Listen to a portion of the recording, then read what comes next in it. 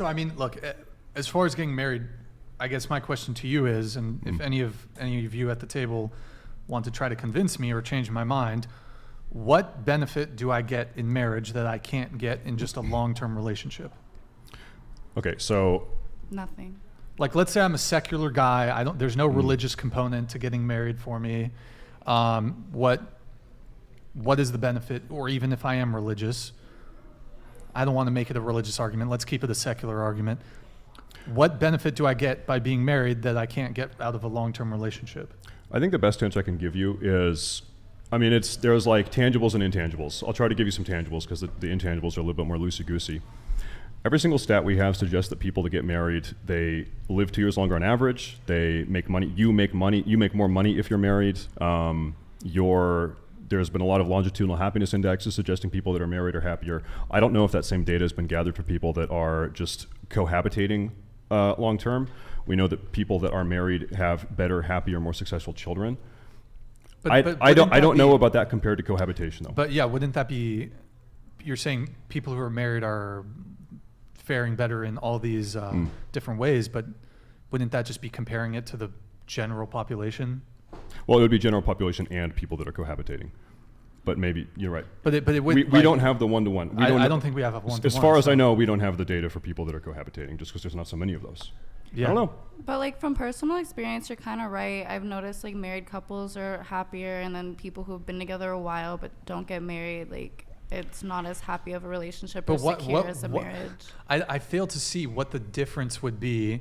Like, if take a girl that I'm in a 7-year relationship with, or maybe let's say 3-year relationship, and then it continues. You have 2 different paths, right? One, it continues. One, it is a marriage. What changes? Also, I think like besides the ceremony, I think deep down subconsciously, I'll talk about the intangibles now. I think that knowing that you have sworn a legal lifelong oath of fidelity, a contract with this person, reduces the chances that you'll break up over some stupid argument. Well, I think it increases your longevity as a relationship. Another really strong tangible just popped in my brain because I have a stay-at-home spouse who has no income. Like the tax benefit of having a no-income stay-at-home spouse is way better. Way better. I make more money because of that. There's tax benefits. Okay. Yeah, she like kind of artificially bumps me down because she has no income. Yeah. Okay. Yeah. That's fair, I guess. But I don't think the financial, at least for me, I recognize that might be a benefit of marriage. That financial component is not incentive enough for me to want to get married. I agree with that too. But you're gonna consider having kids, regardless. Yes. Open to kids, leaning towards kids. Yes. But marriage, I don't think so. How do you explain to your kids like why you didn't marry? Like why didn't you marry mommy? Like when they ask you that. I tell them that I'm deeply in love with her, and I just chose not to get the government involved in my relationship. I don't need the state involved in my relationship. I don't need to have some fucking bullshit ceremony where we waste. Some people spend $50,000 on a marriage more. I don't think, as far as the marriage ceremony goes, I think it's a waste of money. And you can get married on the beach and it not be like super like. I just point to a girl and that's my wife. I don't need the government to tell me that that's my wife. But like. So you would wear the rings and stuff?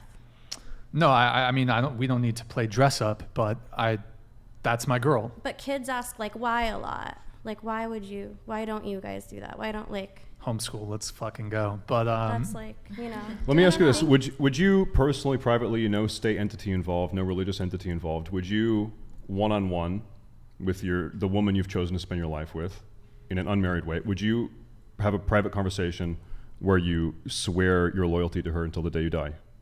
Would you have that conversation off the record, no paperwork? Sure. Would you, like, I'm asking, like... I don't know if that exists, but... No, it's just a conversation. Brian, I swear my life to you until the day I die. Sure. You do that? Okay. Sure, yeah. So it's not that oath of long-term commitment you're worried about. It's entirely the construct of marriage, the legal construct of marriage. Well, here's the thing, like... when it comes to marriage, what are the words they say? Till death do us part, till sickness and in health. That everybody says that before they get married. Look at the divorce rate. Look at how many people get divorced. So people's words mean nothing. People's commitment mean nothing. People's bond means nothing. Well, once again, your divorce rate is 13%. How low would that number have to be for you to it feel doesn't matter. comfortable? If it was 5%, I probably just, if it was 5%, I probably just wouldn't even bother. 1%. It's just not, the financial risk is just not worth it. See, because look, my thing is that I'm a businessman. You know I'm a business, quoting Tupac here, you know I'm a businessman because you find me at my place as a business. And so I'm not gonna sign a contract with someone who is rewarded for breaking it. I don't sign contracts that don't benefit me. Well, I mean, it does. I'm trying to give you a number. Like, I probably make like people are going to do the math. I make a lot more money per year by being married. It bumps me down significantly into another tax bracket. Make a lot of money. And so I guess you could do the math. You could average that yearly extra income that gets padded as a result of my marriage, single household income. Average that out. We're going to be married 50, 60 years until one of us dies. Okay, how much would I lose if we got divorced? You do that comparison. Divorce rate is 13%, but I'm probably smarter than most people, so maybe it's even lower than that. Alimony 10%. If I'm at Vegas, I bet on getting married. That's right. I put my money on marriage. That's totally fine, and maybe we've done the calculus a little bit differently. And at the end of the day, for me, it's just not worth the risk. I don't need the state. I don't need the government involved with my love life. It's just if we were in traditional times, if we were in times where, broadly speaking, society respected marriage, there's also there's no societal what's the term? There's no shame to be divorced. So there's no social pressure for people to stay married, really. In fact, people are like really quick to just be like, just get divorced, whatever. But the other thing is just, and also with the court system, men are so disadvantaged in the family court system. There's bias against men in the family court system. And look, I've heard from countless men who have just been dragged, I don't know, what's the saying, dragged across the coals? I don't know, but who have just been destroyed in marriage. Yeah. And even if that's a minority of people that get married, I know we had some disagreements perhaps on the actual, I think 50% is the total number, but then yes, if you break it down, like first time marriages, it's a bit lower.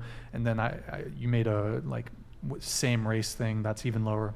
I'd have to look at that, but I'll take your word for it for the sake of the conversation. It's just even that smaller percentage chance, it's just not worth it. To you? Yes, to me. Okay.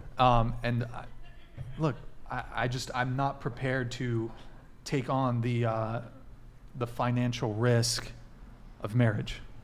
And again, I don't need the government involved in my thing. I don't want to be dragged through court and have to pay for her attorney and then fucking go in front of a judge and then fucking, it's just not worth it.